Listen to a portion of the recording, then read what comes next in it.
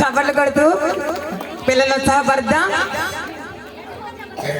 గట్టిగా చప్పట్లు కొడుతూ దేవుని మహిమపడతాం.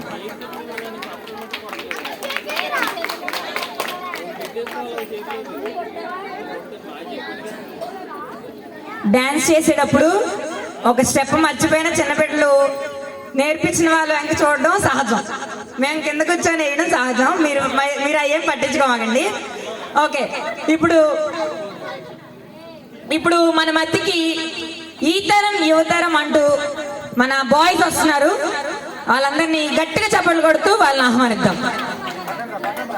బన్సీ, హర్ష, జోసెఫ్,